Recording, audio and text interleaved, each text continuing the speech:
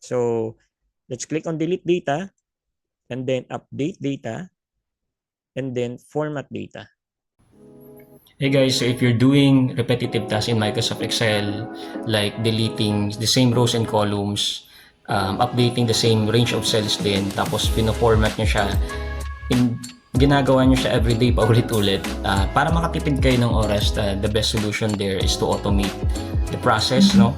Using macro recording. And in this video, ituturo ko siya sa inyo kung paano mag-record using macro. Very quick and easy to, even beginners can follow and do this by their own.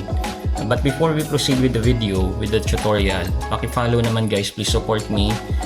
If you want to learn more tips and tricks with spreadsheets, Google Sheets, Excel, and other productivity tools, paki-follow ako. I'm still trying to build my audience, no? I love sharing my ideas and knowledge about what I do. I've been doing this for the past 16 years. So enough talk. Let's proceed with the tutorial. Paki-watch na lang yung video until the end. And please don't forget to like. Alright, let's So go. let's start with a sample small data set that we have here. No? Assuming na ito yung ginagawa nyo everyday. Pagpasok nyo, dinidelete nyo tong same range of cells, delete, tapos sabihin natin nag-update kaagad kayo. May someone is pasting the data here sa raw data, tapos ang ginagawa nyo, kinokopya nyo to, puntang summary, tapos paste values, Alt ESU, no, shortcut key, or you can do just right click, paste special, tapos paste values. Yan yung ginagawa nyo everyday.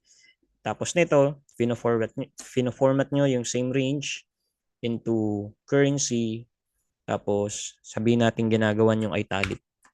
Ganyan. So, again, what we need to do is just to automate the same thing that you're doing every day. Makakatipid kayo ng oras, tapos with just a click of a button, magagawa nyo lahat ng to very easily. So, let's start by, again, balik natin sa original format niya. Before we get started, make sure na naka-enable yung macros nyo by going to File. Hanapin nyo yung Options. And then, sa Excel options, hanapin nyo yung Trust Center. And then, click Trust Center Settings. And then, look for Macro Settings. May ibang options dyan. May mga radio buttons. But, just look for Enable VBA Macros. And then, never mind, don't mind the warning code. Wala pa ako nakitang nagkaroon ng dangerous code so far. But, yeah, just click on OK. Enable nyo lang yan. Then, OK. Now, sa baba nitong file, lower left, makikita nyo yung naka-ready. Tapos may icon dyan na no, parang recording and then table. No macros are currently recording kasi di pa naman tayo nag-start. Again, may mga requirements sa macro recording guys. No? Make sure na na repetitive yung task. Walang human intervention like kasi pag nag-start si macro, kung ano yung ginawa nyo, susundin niya lang. Sabihin natin ito lang yung dinilit nyo.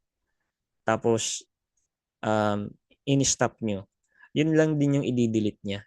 So make sure na kapag nag-record na, make sure tama yung ginagawa nyo. No? Kasi baka masama niya o maisali niya yung ibang actions nyo. Sira yung file nyo or sira yung report nyo. So let's start. Click nyo lang to. Tapos pangalanan nating delete data. Hatiin natin sa tatlong tatlong recording para hindi magulo. Click on OK. Pag nag-OK to, magi-start na yung recording natin. So again, make sure na kung anong ginagawa nyo daily, yun din yung gagawin nyo na without mistake, no? Para malinis yung recording. Click on OK. First thing is, ina-highlight natin yung B2 down to C13. Tapos delete. Ayan. Tapos go back to A1. Going back to A1 is just me. Best practices ko lang yun para maganda yung process nyo. Smooth. Then click on stop. Ayan. So na-record na siya. Now, it's time for us to assign that. Insert a shape para may button tayo. Insert a shape. Tapos pangalanan nating right click pala, sorry. Edit text. Delete data. Home. Tapos center, middle.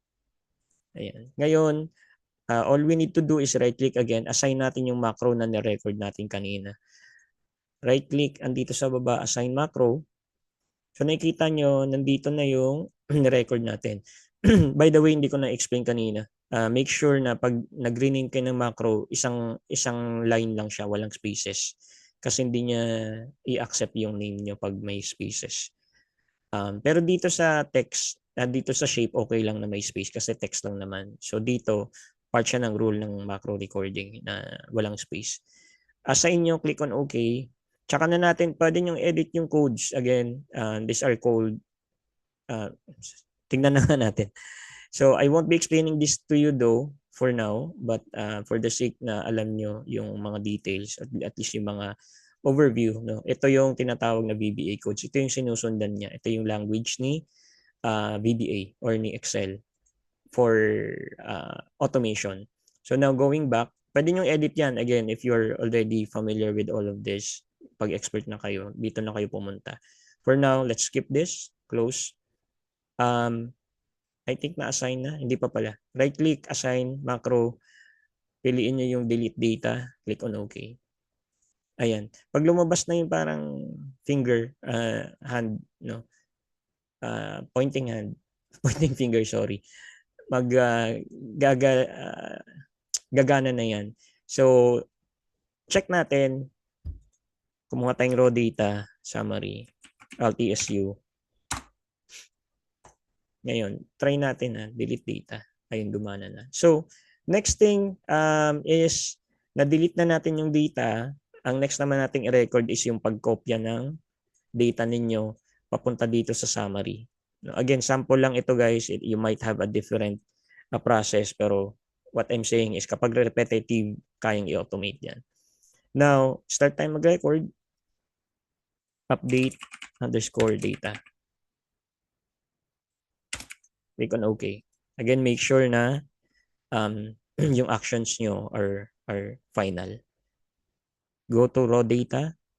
Copy B2 to C13. Control C. Go back to summary. Click on B2. Alt ESU or paste values. Ayan. And then go back to A1. Again, it's just me. My best practice is to always go back to the first row or first column. Stop. And then insert shape. Ayan. Pangalanan natin, sorry, edit text. Update data. Tapos center, middle, align. Assign macro, right click, assign macro, hanapin mo yung ginawa mong update data. Click OK. Sorry, so I'm not sure kung tama yung codes. Tingnan ko lang guys. Edit. B1 copy, B2. Okay, so tama naman. Ngayon, try natin, delete natin yung data. Ayan, and then update data. Yun. Now, the last thing is to format the data. Pwede rin, gawin natin, insert muna tayo para mas maganda. Para may button ka na. Ayan. And then edit text, format data. Center, middle. So, dyan lang muna siya. Magre-record muna tayo. Start recording. Uy, ba't nawala? Start recording. Ayan. Format underscore data. Click OK. Highlight B2 to C13. Tapos, look for currency dito sa formatting. Currency. Tapos, sabihin natin nag-add ka. Control I for italic. And then, A1. And then, stop. Ngayon, assign tayo ng macro dito sa format data. Right-click, assign macro. Hanapin ang format data. Click on OK. Ayun, so we're done. Actually, we're done na. So, assuming na pumasok ka na ng office, tapos ito na yung gagawin mo first thing. Try natin lahat. So, let's click on delete data, and then update data, and then format data. O, diba? As simple as that. That's it, guys.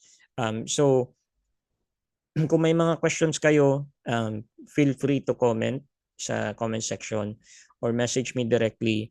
Again, the purpose of this video is basic lang muna na macro recording. Ulitin ko po, may mga certain requirements si macro recording. Dapat kapag nag-record kayo, huwag kayong lumihis kung ano yung routine nyo kasi gagayahin niya yun. Unless kung yun talaga yung gusto nyong gawin, edi actually, so kapag medyo familiar na kayo sa pagbuo ng mga codes na to, macro, pag-record, pwede nyo nang ipagsama itong mga codes na to sa isang button na lang. No, like sabihin natin update report. Isang button na lang, isasama niya na yung delete, update, check format. Siguro next video gawin natin. No, for now, para hindi kayo malito, step by step muna tayo. So again, guys, that's it. Thank you. Sana nagustuhan niyo tong content na to. Sana makatulong sa mga daily repetitive tasks nyo. I-automate nyo na yan. Mas makakatipid, mas productive kayo. Siyempre, kung gusto nyo magbida-bida, present nyo sa boss nyo. Part of your achievement, di ba? So that's it. Again, see you guys again on our next video. Please make sure to at least, if you like the video, go ahead and click it. Share it with your friends. See you guys again soon. Bye-bye. Try natin lahat.